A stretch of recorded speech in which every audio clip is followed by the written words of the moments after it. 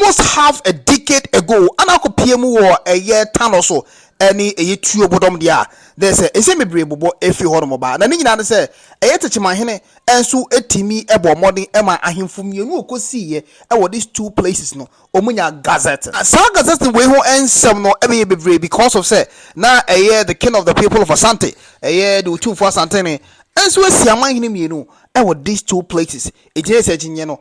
I be winter the net. And then I'm more Emma. You been able to near Papa let him and so copy say Benyantias here. A chemu, let no ever or the two a dragon. I bet me a team. Audio Max, also bet me a team. I will take to over Hame. I will Facebook me links needed directly to all the four media platforms. I'm one who bet me a nyano. Or your Facebook the same name na K1ng Ghana. Yeah, boy, when I make cast any day, the kind of YouTube. Am I right? So subscribe to this channel. Now we are on Sabo. Don't mind that subscription in channel. No what you should on. Like this video also as well. Send a recommendation. If you also with me, come on. I will say make cow. Say also the first person I did video 2 months. I bet me akabia. And you subscribe. You don't make pay our subscription in channel. I don't mind to choose all notification icon. Instead of be a DBA the 2 months. I don't mind no Sabo on. So I want to say bet me akabia. And say wait to me hit here to the extent there is this woman say in say what beto Montano eco viral. It was one of the biggest disrespect to a Menchia palace. Tanoso TECHIMAN Asante ya wasi ade ya kumfia miao bro champion de bia kwa ka mo pese ne bia pi enti sa wonia wo ba ha no asifia wa ha na sa wo se wo de chichira chai wo de wani be hwe kumase a oh yes kwan Fia say to come down. One Manhene. What tell me TECHIMAN? Who's a Tanoso and Mebo Manhene? Who are you? What are you talking about? Otumfuo. What are you talking about?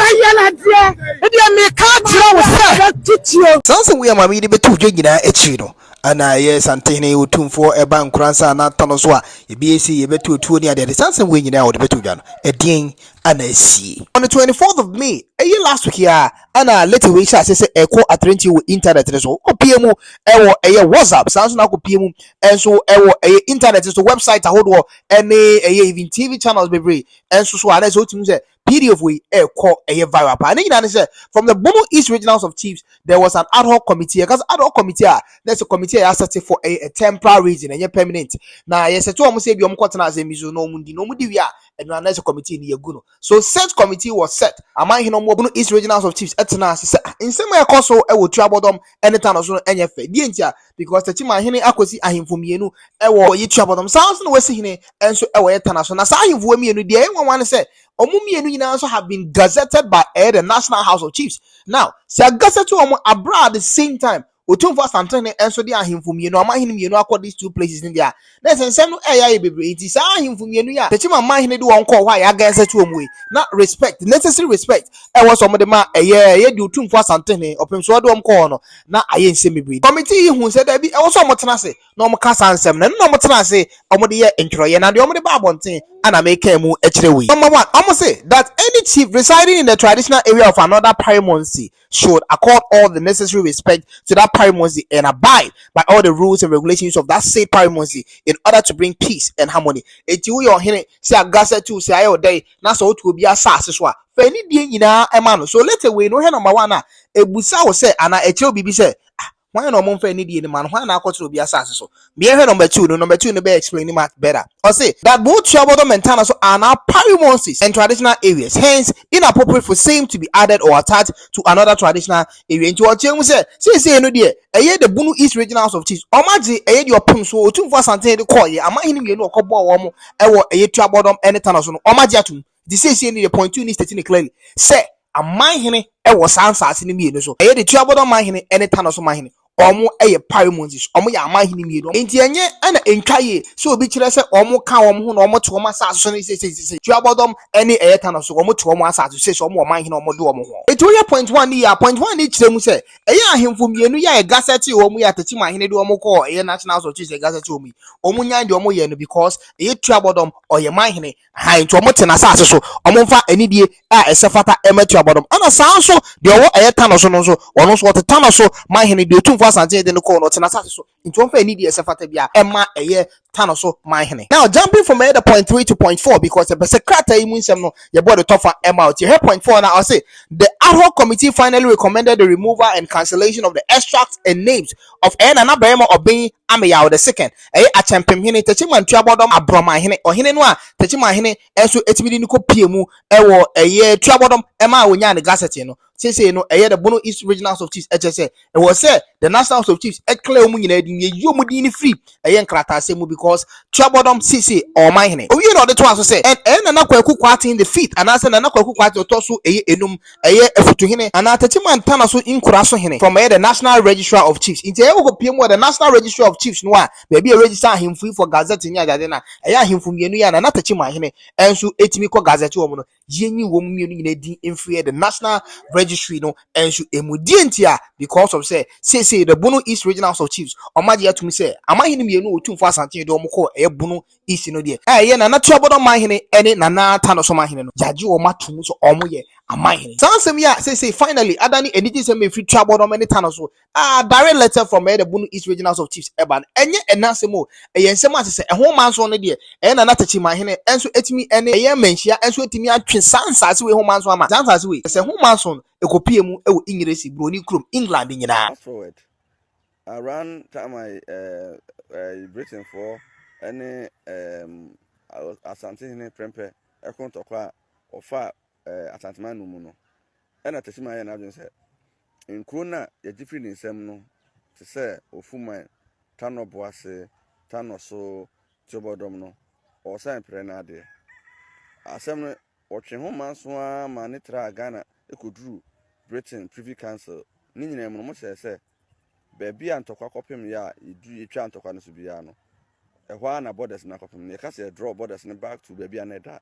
nka somdwe ba oban bia mu da yenya independence we no TECHIMAN no ho no so esane Asante ne twins ase ho manso a ekopem 1992 I rule say Tanoso Tuobodom boyem ofuma ene sa ampata mu nyina no Asantehene dia na nye TECHIMAN dia ena 1995 TECHIMAN ene France ye jihene ne ahemfo bi efiri bona hafo ede ade se debeto Asantehene pokuwa nim se nkom pese Asantehene mfa kroni mo na nkom mfa so na Asantehene so ye se wodi ka bodi trim pose oba abaye kroni bi Manhene dada enti onfa ma no efiri se o dada no on suma Asantehene na nyese yedi kroni ba no na be na ba suma Asantehene yehwe sa ahemfo mienu ya Otumfuo Asantehene ko bo mo Manhene ewo Bono East Regional House of Chiefs Tanoso Manhene Tuobodom Manhene ye ha o ma ho keka emo ma Asante sem eni se ne won eni se ji won Asante sem a yenim se omumienu die ombo homodin ye pa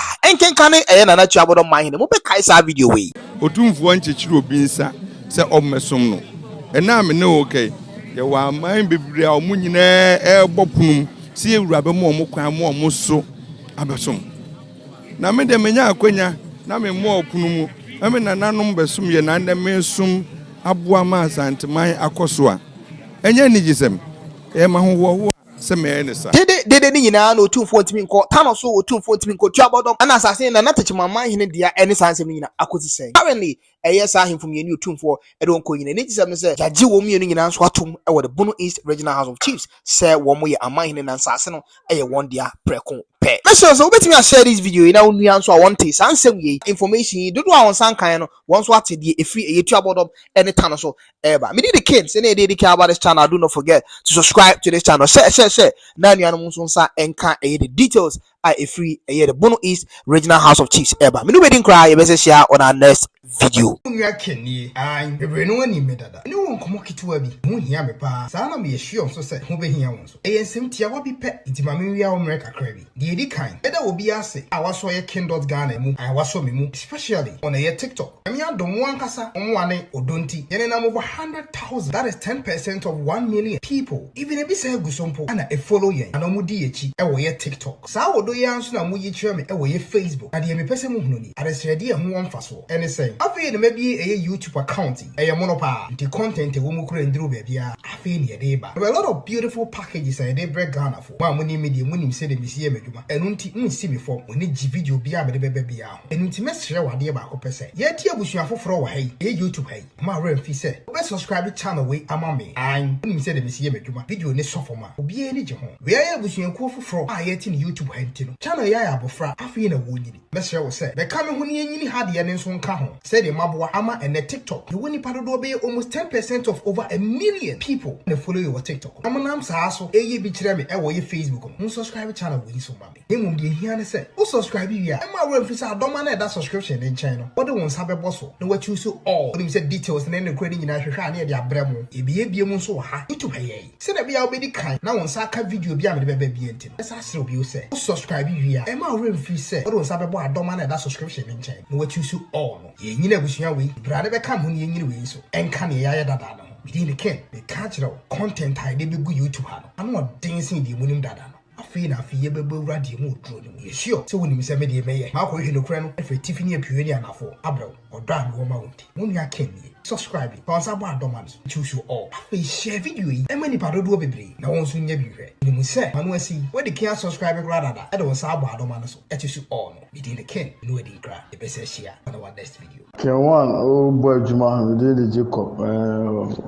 so now see commentary or social media no style of blogging fantastic so you see commentary no news in the bar so you see commentary for home we so good keep on going and the star also the ebema other tribe aflow unyi sorted India temni that's how becano it's so painful I know shit I don't know say commentary like or you as a presenter sports presenter that they are and we need maybe a work strength free debate. It's all good. Oh yeah, dear. K1ng modern. K1ng will try pa. K1ng oh boy Juma we dey Jacob so now see commentary or social media no style of blogging fantastic so you see commentary no news in the bar so you see commentary for home we so good keep on going and the star also the ebema other tribe aflow unyi sorted India temni that's how becano it's so painful I know shit I don't know say commentary like or you as a presenter sports presenter that they are and we need maybe a work strength free debate. It's all good. Oh yeah, dear. K1ng modern. K1ng will try pa.